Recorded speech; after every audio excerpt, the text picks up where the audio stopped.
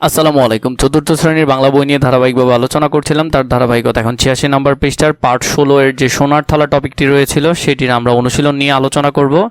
প্রথমে আমাদেরকে দিয়েছে নিচের শব্দগুলো খালি জায়গায় বসিয়ে বাক্য লিখি।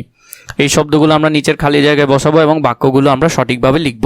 প্রথমে আগে আমরা এমনি দেখে নিই। প্রথমে আছে কি, সেরিবা ছিলেন খুব লোভী, তাহলে এটা হবে ক নম্বর লোভী।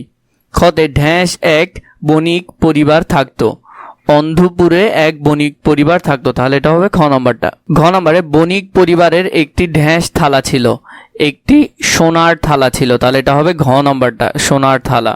ঘতে নাতনির ঢ্যাঁস কেনার শখ ছিল, নাতনির গহনা কেনার শখ ছিল, তাহলে এটা হবে ঘ নম্বরটা। ও নম্বরের মধ্যে ঢ্যাঁস মানুষকে মহান করে, উদারতা মানুষকে মহান করে, এটা ও নম্বরটা। এরপরে হলো চ নম্বর, ঢ্যাঁস দেখেই বুঝলেন থালাটা সোনার, সেরিবান দেখে বুঝলেন থালাটা সোনার, তাহলে এখান থেকে আমরা এই ধারণাটা পেলাম। তো এগুলোর উত্তরগুলো আমরা একটু ভালো করে দেখে নিই। ক নম্বরে সেরিবা ছিলেন খুব লোভী। খ নম্বর, অন্ধপুরে এক বণিক পরিবার থাকতো। গতে বণিক পরিবারে একটি সোনার থালা ছিল। ঘতে নাতনির গয়না কেনার শখ ছিল। উঁতে উদারতা মানুষকে মহান করে। চতে সেরিবান দেখেই বুঝলেন থালাটা সোনার। তো এখান থেকে আমরা এই অংশটা খুবই ভালো করে পড়ব। এরপরে ২ নম্বরে দিয়েছে শব্দ দিয়ে বাক্য তৈরি করি। ফেরিওয়ালা দিয়ে আমরা বাক্য লিখব, শখ দিয়ে বাক্য লিখব, বণিক দিয়ে লিখব, সংসার দিয়ে লিখব, উপস্থিত দিয়ে লিখব, হতাশা দিয়ে লিখব। এগুলো দিয়ে আমরা এক একটা বাক্য লিখব এখানে। তাহলে আমরা যদি প্রথমে ফেরিওয়ালা দিয়ে লিখি, এক দেশে সেরিবান নামে এক ফেরিওয়ালা থাকতেন। খতে বাগান করা আমার প্রিয় শখ। বণিক অন্ধপুরে এক বণিক পরিবার বাস করত। সংসার জাবের অতি কষ্টে সংসার চালান। উপস্থিত সবাই সকলে উপস্থিত হয়েছেন। হতাশ সামান্য কারণে হতাশ হওয়া ঠিক নয়।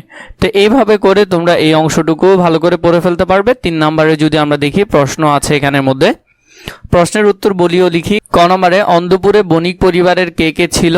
খতে বুড়ি ঠাকুমার থালাটির কথা ভুলে গিয়েছিলেন কেন? সেরিবান কি করে বুঝলেন থালাটি সোনার? ঘতে সেরিবান থালা হাতে নিয়ে কি বললেন? উঁতে সেরিবান আর সেরিবার স্বভাবের পার্থক্য কি? এখানের মধ্যে আমরা এই অংশের প্রশ্নগুলো এখন ভালো করে দেখব। ক নম্বর, অন্ধপুরে বণিকের পরিবার এ কে কে ছিলেন? অন্ধপুরে এক ধনী বণিক পরিবার বাস করত। সেই বণিকের পরিবারে কেবল বুড়ি ঠাকুমা এবং তার এক নাতনি ছিল। খ নম্বর, বুড়ি ঠাকুমার থালাটির কথা ভুলে গিয়েছিলেন কেন? অন্ধপুরে বণিক পরিবার একটি সোনার থালা ছিল। বণিক যখন বেঁচে ছিল তখন তিনি সেই সোনার থালায় ভাত খেতেন, কিন্তু বণিকের মৃত্যুর পর সেই থালা আর ব্যবহার হয় না, ফলে ধীরে ধীরে তাতে ময়লা জমতে শুরু হয়। দীর্ঘদিন ব্যবহার না হওয়ার কারণে বুড়ি ঠাকুমার থালাটির কথা ভুলে গিয়েছিলেন। গতে সেরিবা কি করে বুঝলেন থালাটি সোনার? সেরিবা একজন লোভী প্রকৃতির ফেরিওয়ালা। ঠাকুমা ও নাতনি সোনার থালাটি তার কাছে বেচতে চান। থালাটি দেখে সেরিবা বুঝতে পারেন এটি সোনার তৈরি, তাই নিশ্চিত হতে সেরিবা থালাটির উল্টো পিঠে দেখে এবং সুই দিয়ে থালার পেছনে দাগ দিয়ে বুঝলেন থালাটি সোনার। গ নম্বর, সেরিবান থালা হাতে নিয়ে কি বললেন? সেরিবান থালা হাতে নিয়ে বুঝতে পারেন এটি সোনার। তখন তিনি বললেন, এই থালার দাম ১,০০,০০০ টাকা, থালাটি কেনার মতো এত টাকা তার কাছে নেই। সেরিবান আর সেরিবার স্বভাবের মধ্যে পার্থক্য কি? সেরিবান ও সেরিবা দুজনই পেশায় ফেরিওয়ালা, তবে দুজনের স্বভাবে পার্থক্য রয়েছে। সেরিবান ছিলেন সৎ, তাই তিনি কখনো লোভ করতেন না।